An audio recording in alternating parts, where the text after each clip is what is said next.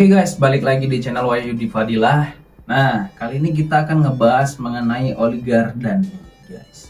Nah, ada yang masih bingung atau ada yang masih belum tahu nih sebenarnya spesifikasi dari oli gardan itu apa. Oke, kita akan bahas satu persatu. Oke, ada yang bingung, ada yang nanya juga. Kita mulai bahas dari oli gardan untuk sepeda motor dulu ya. Oke, oli gardan, oli gear, atau oli apa lagi, transmisi dan lain. Oke, kita bahas dulu. Gardan ini sebenarnya oli apa sih gitu kan. Nah, oke, oli gardan ini dia olinya tersendiri ya kan, karena ruangnya dia terpisah dari si mesin tadi, makanya oli ini dibedakan. Nah, sebenarnya apakah sama dengan oli mesin gitu kan, untuk spesifikasinya? Sebenarnya kalau sesuai dengan standarnya itu balik lagi ya ke kendaraan teman-teman. Nah, biasanya oli gardan itu ya untuk kekentalannya SAE-nya itu jauh lebih kental daripada si oli mesin tadi. Makanya ada yang tanya, bisa nggak oli mesin yang kita gunain dimasukin ke oli gardan gitu loh? Atau ada yang kebiasaannya gitu kan, oli mesinnya masih banyak gitu kan, ada sisa dari oli mesin jadi dimasukin oli gardan, disaranin gitu kan, pakai ini aja juga nggak apa-apa, bisa sih gitu kan. Nah, sebenarnya boleh atau enggak? Jawabannya kalau ditanya bisa aja, tapi tidak disarankan. Kenapa? Karena yang namanya oli pasti punya spesifikasinya masing-masing. Sementara kalau kita lihat dari lifetime ya, makanya beda ya, oli si mesin dengan oli gardan itu lifetime-nya tuh beda ya kan. Makanya oli gardan itu bisa jauh lebih lama pergantiannya ketimbang si oli mesin gitu. Nah, jadi yang perlu kita ketahui itu di situ sih sebenarnya perbedaannya. Makanya disaranin ya oli gardan yang dipakai gitu. Jangan coba-coba pakai oli mesin gitu.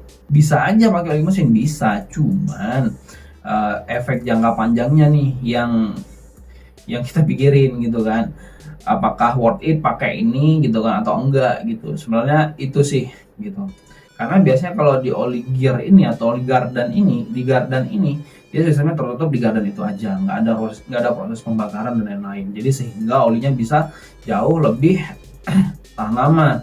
Kemudian di oli gardan ini biasanya membutuhkan kekentalan yang lebih kental daripada si oli mesin gitu. Kenapa? Kalau kita pakai yang lebih encer nih daripada olinya gitu kan, atau oli mesin yang kita masukin, justru dia lebih gampang mencairnya, dan itu bisa lebih mengurangi lifetime dari si gear-gear yang ada di gardan tadi. Sebenarnya itu sih.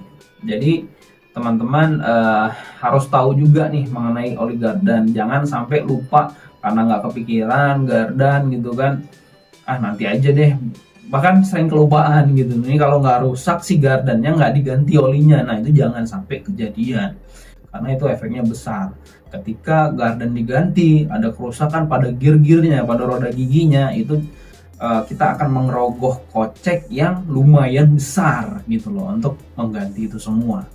Jadi ya balik lagi, permasalahan oli simple sepele, tapi kalau nggak tahu dampaknya besar. Oke, kita bahas mulai dari oli gardannya si sepeda motor ya. Rata-rata ini kita bahas tentang Matic dulu ya. Nah, ini yang kebanyakan ya, oli Matic. Oli gardan Matic ini banyak user yang masih bingung gitu kan. Pakai ini bisa nggak, pakai oli mesin bisa nggak dicampur gitu. Kadang ada yang kebiasaan misalnya olinya 1 liter, oli mesinnya 1 liter nih dipakai kan. Nah, 800 ml doang dimasukin ke oli mesinnya, sisanya 200 ml gitu kan, dimasukin ke gardan. Sekali lagi, teman-teman yang perlu diperhatiin adalah dari kapasitasnya dulu nih.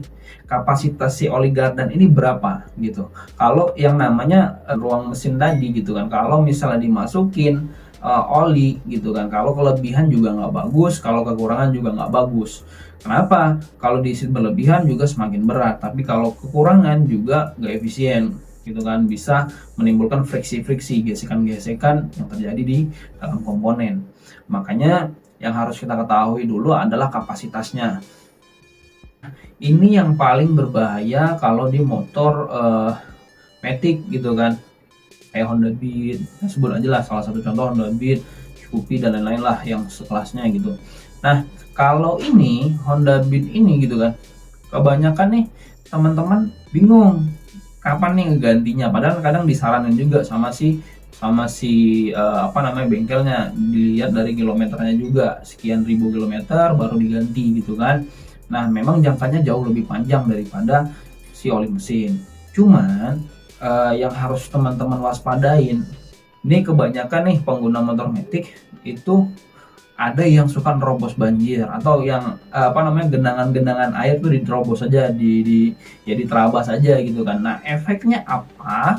Efeknya itu yang pertama, nanti kalau masuk ke gardan, ada air yang masuk ke dalam gardan gitu kan, selah-selah dari gardan tadi ya kan, itu olinya itu udah bercampur air. Itu nanti kalau misalnya dibuka, kalau oli udah bercampur air, dia jadinya kayak kopi susu ya, coklat gitu ya, coklat muda gitu. Nah itu tuh yang harus diganti. Kenapa? Kalau nggak cepat diganti ya udah pasti komponen dari si gear tadi, si gardan tadi udah rusak, wajib diganti. Makanya hati-hatinya itu di situ. Karena kebiasaan kan kita oli gardan nggak apa-apa nih gantinya lebih lama gitu kan daripada si oli mesinnya tadi gitu. Jadi nggak pernah kepikiran gitu, mending sih ya, mending diganti secara berkala gitu. Diwajib dicek deh, memang oli gardan nggak terlalu banyak dan nggak terlalu signifikan, harganya juga nggak terlalu mahal ya kalau untuk sepeda motor. Nah sebaiknya 2 atau 3 kali ganti oli mesin udah bisa diganti sih oli gardannya, buat ngemastiin juga si oli dalam kondisi bagus atau enggak gitu kan. Buat teman-teman yang masih punya kebiasaan mencampur oli mesin tadi gitu kan, apalagi nih sebelumnya pakai oli si gardan, oli gardannya dipakai, oli gearnya dipakai gitu kan, pakai oli yang standar, tapi karena pernah dengar nggak apa-apa pakai oli si mesin ini gitu, dicampur gitu kan, sementara kekentalannya lebih encer ya daripada si oli gardan tadi. Dimasukin, ketika masuk pasti kan ada sisa-sisa tuh, kalau misalnya kita bersihnya nggak bersih gitu kan, ada sisa-sisa dari oli gardan yang lama bercampur dengan oli mesin yang baru, itu sangat-sangat berbahaya gitu. Dan kemudian kalau kita gantinya juga terlalu kental juga nggak bagus gitu kan, ya kita pakai yang standarnya aja, kekentalannya berapa, seperti itu. Jadi balik lagi ya, kekentalannya itu ke masing-masing sepeda motornya gitu kan, atau jenisnya gitu, jadi dia menyesuaikan. Intinya jangan terlalu kental dan jangan yang encer juga gitu. Oke, itu untuk yang sepeda motor. Nah kita bahas juga untuk yang mobil nih, biasa kan kalau mobil-mobil yang pakai gardan ya, yang tarikan belakang gitu kan, yang rear wheel drive ya, RWD. Nah itu harus tahu juga komposisi dan kapasitasnya gitu kan. Oke, kita harus tahu dulu kekentalannya berapa, baru kita ganti. Jangan kita punya pikiran yang sama nih kayak tadi gitu kan, oli mesin diganti gitu kan, misalnya kita beli yang jerigenan gitu kan, yang 5 literan gitu, pada saat ganti oli 4 literan masuk ke mesin, sisanya masuk ke gardan. Nah beda juga antara gardan sama transmisi nih. Nah kadang teman-teman ada yang mau nyamain aja, nggak apa-apa oli gardan pakai ke oli transmisi gitu, memang bisa, tapi balik lagi ke daya tahan tadi sih. Sebaiknya oli transmisi kita pakai oli transmisi, oli gardan kita pakai oli gardan. Teman-teman kalau mau pakai oli gardan dipakai ke oli transmisi ya silahkan aja, cuman yang perlu dikhawatirkan biasanya si oli gardan jauh lebih kental gitu, makanya nanti bisa berat nih tarikan-tarikannya. Jadi memang permasalahannya di oli gitu, tapi kalau salah pemilihan otomatis ditarikan juga bisa berdampak, jadi tarikannya jadi berat. Nah jadi teman-teman harus benar-benar lah tahu dulu kendaraannya apa, spesifikasinya apa, oli apa yang cocok, tinggal nanti pilih gitu. Memang banyak merek-merek di luar sana yang menggiurkan gitu, apalagi ada promo-promo sekian gitu kan. Nah balik lagi ya, kalau oli sebisa mungkin teman-teman cari oli yang jauh dari kadaluarsanya. Itu perlu teman-teman perhatiin, jangan pakai oli yang udah yang udah lama di gudang gitu kan, karena nggak laku-laku kebeli sama kita gitu kan, kemudian kita pakai. Nah itu juga kurang baik. Sebaiknya cari yang kode produksinya itu masih dekat sama kita pakai olinya tadi gitu kan. Simpelnya sih itu. Beda ya, gardan dengan transmisi itu juga beda. Jadi jangan sampai salah. Kalaupun mau pakai silakan, tapi jangan jangka panjang gitu kan. Mungkin jangka waktunya jauh dicepetin, lebih dicepetin lagi gitu bisa, tapi jangka panjangnya ini tadi yang agak dikurangin gitu, si oli transmisi tadi. Oke, jangan sampai lupa nih ganti si oli gardan, itu yang paling penting. Kenapa?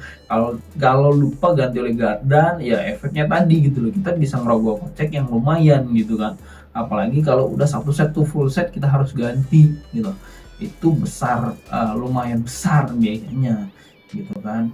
Hindarinlah hal-hal seperti itu. Memang kelihatannya sepele, tapi ini mempengaruhi. Oke, nah jangan lupa untuk klik like semua video-video yang ada di Wahyu Fadilah. Nah kalau teman-teman ada yang mau bertanya, silahkan tanya di kolom komentar diskusi. Kita bakal diskusi nih nanti yang ada di kolom komentar.